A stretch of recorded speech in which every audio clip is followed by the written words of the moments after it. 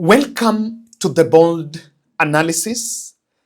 Today is the third day that the body of former Prime Minister Raila Odinga is lying in the country, and it was Kisumu's turn to show last respect for the man. They have enjoyed his company for the last 2 or 3 decades. And of course, in this podcast, I want us to have a cast at what happened there, some scenes from Kisumu since morning. And after that, I'm also going to look at what the president really needs to do at this moment, the interpretation of the mood that Odinga has left. I need to say that Raila was so close to the people, and they are not mourning him. They are actually mourning his absence. The turnout in Kisumu this morning was very huge. Kuendelea. Tuondoke hapo tafadhali. Tuondoke hapo.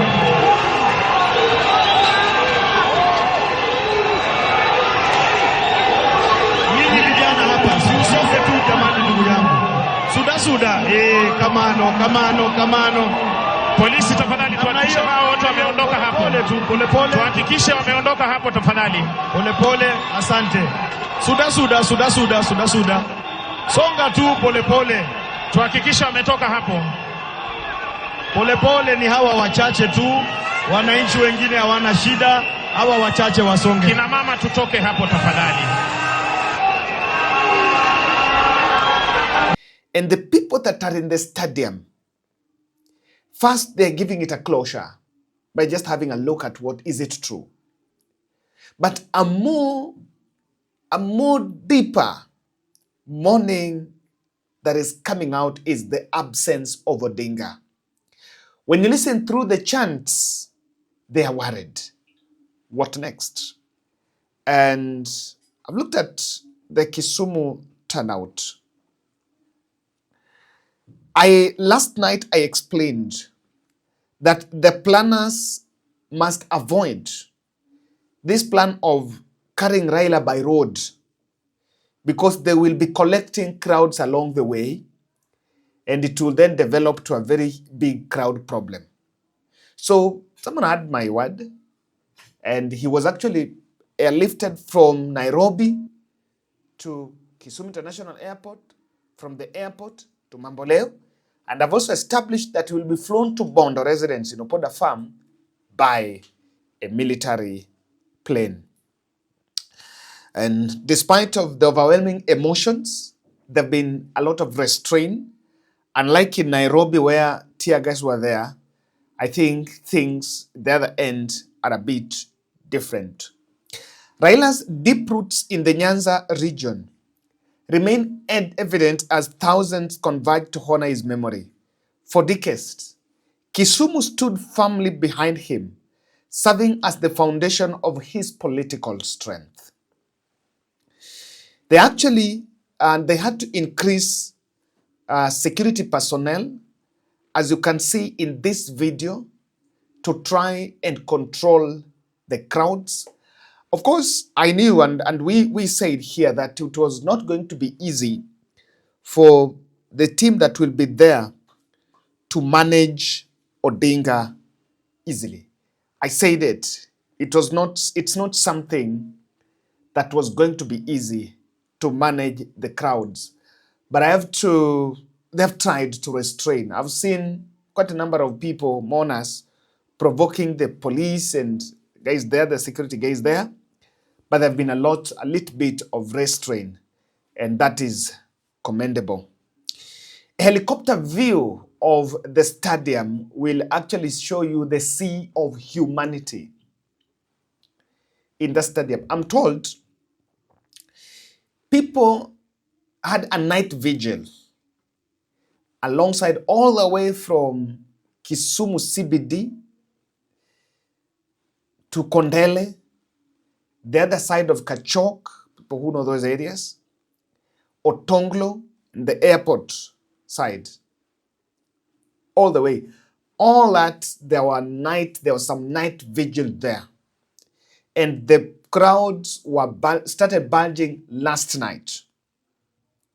So by the time Odinga's body, and we've been told it's not Odinga's body, it's Baba.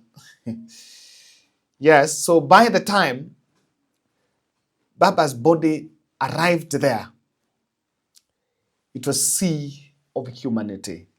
They came out in their numbers. And maybe, can I tell you something?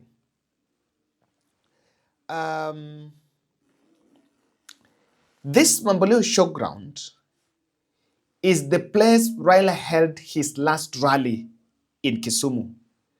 And that was back in 2024. Tuesday, tarehe 2 mwezi wa 5 tuna Hello. Have a look at that. So this is a symbolic place for him, and the place is always, whenever he holds a rally in Kisumu, most rallies are normally held there in Mamboleo Showground. Some observations that I want to maybe look at is one that people have been asking. Of course, there is a lot of some cultural activities that are going on. It will be important at this point to try to interpret some of them to most of our viewers who sometimes also don't come from that area, so they might, not everything might really make sense to all of us. This prayer. Pinyuda no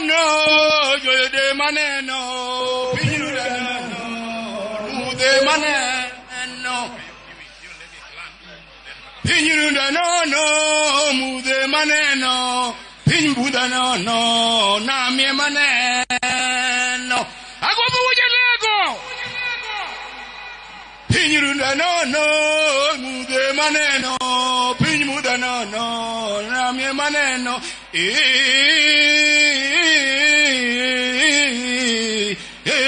kodiamo Nyasach kuku, kubanga, sirakuru, ilimani bolo, ramoga juangi pinyka, wawuotho, nyakabunyoro kitara, luono loyo kuro, wawuotho, wangado wabiro ramogi, nyasach ramoga juang, ineno kaja duong no chung, edonam, ewigot, kongiyo to neno ni kaka maber. Majokanya na mbetie imiyo wa jotelo ajoma uralo alogo imiyo wa jimalich Raila Molo Odinga ni biro modipude edierwa wala mi nyasachira moga juang ewani wuoth mar kowe nyasaye wuoth kodwa katinya mono kamaber par piny mar Kenya Pomoloyo, Parluo, Nyingi mono yududuang, weche duto mawacho, ojo palomalo, piach, epolomalo, piach, epolomalo, piach. Asante. So this is a prayer by Luo Council of Elders. Yeah, it is someone was asking, Kevin, what is that? Yes, so that is, unlike unajua, in leadership, and this is even in other areas, and specifically I saw it in Lima, where there is church leadership, and then there is the elders, and then there is the political leadership. So Raila was the political leader of the community. But of course, apart from that, there is the Luo Council of Elders. That is also a very powerful, a very instrumental leadership in the Luo. And then there was the church. There is the church leadership. which now is what happened then there. So that was, it was customary. I'm told, someone told me this is what happened when, it also happened when Raila Odinga's father died. And it's not a ritual as other people maybe were saying. I've seen Sifuna Babu Owino arriving in Mamboleo. And you can see these photos here. Earlier there were reports that Babu Owino was to be heckled. I don't know, some people, there were plans, and Babu himself said that there were plans for him to be attacked, and there are some people that were planning that. And I've seen some people, Gaucho, I should not even mention Gaucho, people really threatening Babu Owino. Mjue nilibeba bunduki miaka 9 na nilikuwa natoa bunduki mbele ya watu mchana. Nilikuwa naingia petrol station mchana. Baba ndiye amefanya akanipea jina. Hiyo familia ndio nikafanya nikuwe mtu. Alafu zaidi eti baba anafanywa mataka, mnakuja mpuzi eti mmependwa. Mnataka kuprove eti nyinyi ni political supremacy, nani mkubwa nani si mkubwa. Ombeni Mungu. Muombe Mungu sana ya kwamba Gaucho mimi si MP. Wallahi mama yangu ningepasua kichwa mtu na risasi. Ningechukua bunduki ya bodyguard yangu, ningepiga mtu ile mbaya sana. Nipelekwe kotini nitoke na bond na bado tutafutane nje. Baba amelea watu wengi. Mimi mama yangu alikufa sikumuona. Baba yangu alikufa sikumuona. Huyo baba ndiye amefanya angekana mimi bila kitu. Amenionyesha vitu mingi. That's why sijapia sana kwa hizo nini zake. You feel pain. Mara mingi nilikuwa niko vitu mingi sana alikuwa ananiambia. Iko vitu mingi sana nimelearn kutoka kwa hao watu wote wananipenda kwa sababu ya huyu Raila Odinga. Halafu mtu anakuja tieni kijana. Kila saa mataka ya baba. Ombeni Mungu. Mimi nakwambia omba Mungu, mimi si MP. Omba Mungu, mimi si senator. Omba Mungu. But Mike Tyson aliambenga Muhammad Ali ya kwamba wamekupiga na madharau, but nitakuja kukurevengea. 7 years later alikuja akarevenge. Musifanye to grow na grudges hapo Luo Nyanza, musifanye to grow na grudges. Raila alilea watu wengi, Mama Ida amelea watu wengi, lakini mimi nalaumu pia wabunge wa ODM na nalaumu wabunge wetu wa Nyanza.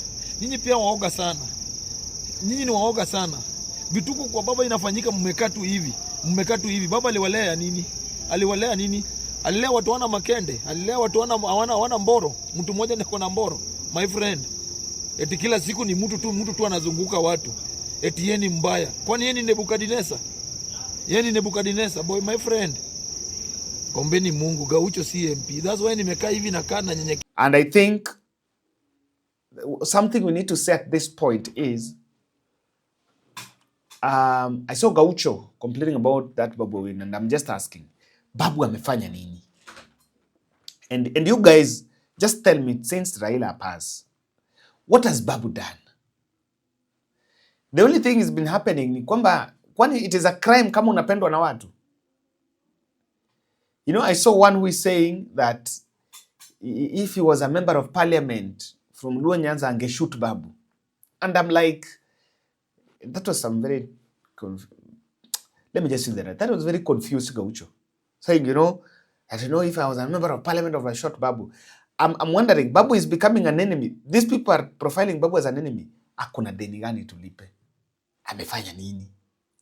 And any such plans would not make sense of the situation. I also saw Gladys Wanga was also present that side. Now, at the airport, there's this observation of water salute. This marks the return of the former Prime Minister, Raila Odinga, a final time to the place where he was born, and presumably the first one, ferrying the top military officials. And here is the symbolic water salute, which you can see on your screens, and the military aircraft will be passing.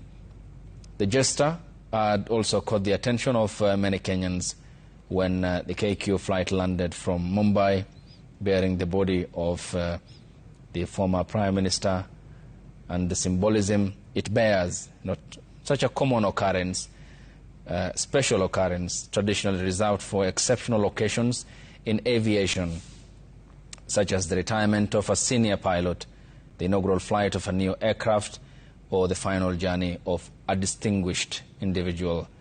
And so was the former Prime Minister, Raila Odinga, whose body is aboard this aircraft, which has landed at the Kisumu International Airport. And once it comes to a complete stop is when then the next procedure begins, which is the unloading of Raila Odinga's body, which then marks the beginning of the procession that will be making its way to Mamboleo through the streets of Kisumu, where thousands are waiting to pay their respects to a man who they had described as a defender on all fronts. Let's have a look. I don't understand, but I'm told it's part of the military tradition. Immediately the plane that was carrying Baba landed there. There was that water salute. We got to give Ogeta his honors. Still, he's with his boss. He's been Odinga's boss for the last 18 years. And you could also see him at the airport. The crowds that milled around Odinga's convoys in the time of struggle, in the time of campaigns, are the same crowds that are milling around his casket to give Odinga a final bow. And that is telling much about the consistency of his political acumen. From Odinga's speeches, there is no doubt that he said things that resonated with the masses. I took this snippet from the last campaign rally in 2022. Personally, I was in Kasarani. And I saw him when he was making that speech, reading from teleprompter, pitching for the country why they needed to consider him to be the President of the Republic of Kenya.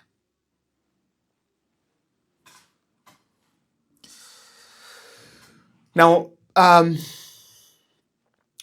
looked at the mood in Kisumu. It's a very somber mood. And it was the same mood here in Nairobi. That is, if you look at the photos, you listen to the songs by musicians across the country. You read condolence messages from global friends, African presidents, who are pouring their condolence messages to Odinga, Barack Obama, Emmanuel Macron. Of course, indeed, the Luo nation has lost. Kenya has lost. Africa has lost. And even the world has lost. There is no doubt about that. I feel that at this point, I'm seeing focus on Raila's succession at this point. I'm seeing some focus on Ruto endorsement, broad-based, some characters moving around with that. But I see something more, but there is something I see that probably the President Ruto must really look into carefully. the fighting spirit of Odinga might remain. It will remain in people's heart to fight. And yesterday, I listened to an analyst somewhere saying, and I think someone saying that if it is not looked into carefully, then it will be one thing that Odinga added. One thing that Odinga brought was the fact that, yes, there was agitation, but it was a controlled agitation. When Gen Zs were agitating, they were agitating. Even when Raila Odinga was agitating, but he knew when to pull the strings back and say, let's now come down dialogue. Now, the danger of an agitation should not happen now. At this point, the president must make sure that no political agitation at the moment, because it might not be controlled. And number two, it will be a continuation. Someone should not come out like we are continuing with what Raila said. So the state must avoid provocative policies, and you must go back to listening to the people. Otherwise, everything you do wrong will be seen as kwa sababu baba yuko. Odinga died with the reforms agenda. And I think that the state must avoid political gimmicks at Raila burial. We must avoid political gimmicks because not all those people there, they're mourning, they're feeling the pain in it. And you could see them, could see what's going on there. It should focus on mourning. Anyone who wants to get political gimmicks should wait. Odinga kishazikwa, you'll have the whole day from next week, Monday, to say and do anything you want to do. Ladies and gentlemen, that is my take, and let's meet in the next.